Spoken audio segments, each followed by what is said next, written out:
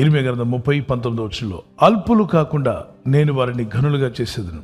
మొదటి సమూయేలు 2:30 నన్ను ఘనపరచు వారిని, అంటే ప్రభువును ఘనపరిచేవారుగా, సృష్టికర్తను ఘనపరిచేవారుగా, రాజాతి రాజు ప్రభులో ప్రభుని, మన జీవనానికి ఆధారం, ఇంకో మాటలు చెప్పాలంటే మన బొందులో ప్రాణం పెట్టిన ఆయన, ఎవని వశంలో నీ ప్రాణం ఉన్నదో, ఎవని వశంలో నీ సకల మార్గములు ఉన్నాయో ఆయన నువ్వు స్తుతించలేదు కనుక బెల్షెజరు నువ్వు నష్టపోయావు, నీ రాజ్యం నీ చేతులను తీసివేయబడుతుంది. దేవుడిని ఘనతనిచ్చాడు కానీ నువ్వు దేవుడిని ఘనపరచలేదు. దేవునికి హానర్ ఇచ్చాడు కానీ ఎప్పుడు నువ్వు దేవుని జ్ఞాపం చేసుకోలేదు. దేవునికి ఇష్టంగా నువ్వు బతకలేదు కాబట్టి నీ చేతిలో ఉన్న హానర్, నీకు ఇవ్వబడిన సమస్తము కోల్పోతున్నావు అని చెప్పినప్పుడు అప్పుడు అతను కలవరపడతాడు. నాకు అన్నీ కావాలి, ఓ దేవా క్షమించు అని. కానీ టైం దాటిపోయింది. ప్రతిదానికి ఒక టైం ఇస్తాడు దేవుడు. ఆ టైంలోనే మనం స్పందించాలి. కాబట్టి మీరు ఆయన సన్నిధిలో కనిపెట్టిన సమయం వ్యర్థం కాదు. You are investing your time in the presence of God.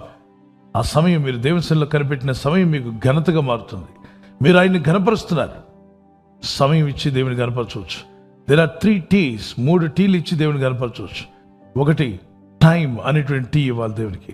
టైంలో మొదటిగా లేచి ఉదయకాలం ప్రభు సన్నిధిలో వెతుకుదాం, ఆయన సన్నిధానంలో మొరపెట్టుకుందాం, ప్రార్థిద్దాం. ప్రభా నీ సన్నిధి నాకు కావాలని, నీ ఆత్మతో మమ్మల్ని నింపండి, నీ చిత్తమాలో నెరవేర్చమని మనం ప్రార్థన చేద్దాం. రెండవదిగా ద టైం, టాలెంట్. దేవుడు మీకు ఇచ్చిన టాలెంట్ను వాడండి. మనకు స్వరం ఇస్తే మన కంఠస్వరం దేవుడికి వినిపిద్దాం. మీరు ఆయన్ని గనపరుస్తుంటే మిమ్మల్ని దేవుడు అల్పులుగా ఉంచబోడు. మొదటి సమూయేలు గ్రంథంలో 28:1 నీవు నీ దేవుడైన యెహోవా మాట శ్రద్ధగా విని నేడు నేను నీకు ఆజ్ఞాపించున్న ఆయన ఆజ్ఞలన్నిటినీ అనుసరించి నడుచుకునే ఎడల నీ దేవుడైన యెహోవా భూమి మీదనున్న సమస్త జనముల కంటే నిన్ను హెచ్చించును. సమస్త జనముల కంటే మిమ్మల్ని హెచ్చిస్తాడు, ఘనపరుస్తాడు. He will give you honour.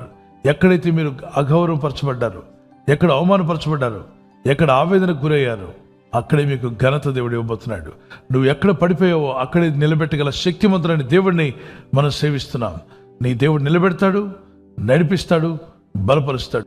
మూడోటి, it's not brown tea. అదేంటియో చెప్పాలి. టైత్. దేవుడు మనకి ఇచ్చిన వాటిలో ప్రథమ ఫలం. మనకి 100% దేవుడు ఇస్తే అందులో 10% ప్రభు పరిచర్యకు, దేవుని సువార్త మనకి ఇవ్వడానికి వెనకాడవద్దు. క్రొత్త నిబంధనలో, పాత నిబంధనలో 10% కన్నా ఎక్కువగా ఇచ్చి దీవించబడిన వారు ఉన్నారు. అయితే మీరు ఇచ్చారో లేదు తర్వాత సంగతి. ముందు మీ హృదయాన్ని ఇవ్వండి దేవునికి, మీ మనసు ఇవ్వండి. ఆ తర్వాత ప్రభు మీ హృదయాన్ని ప్రేరేపిస్తాడు. నా కుమారుడా, ఇలా ఇవ్వడం వల్ల నువ్వు ఫైనాన్షియల్గా దీవించబడతావు, నువ్వు స్టేబుల్ అవుతావు, నువ్వు ఆశీర్వదించబడతావు. అది దేవుడు నీకు అనుగ్రహించాడు.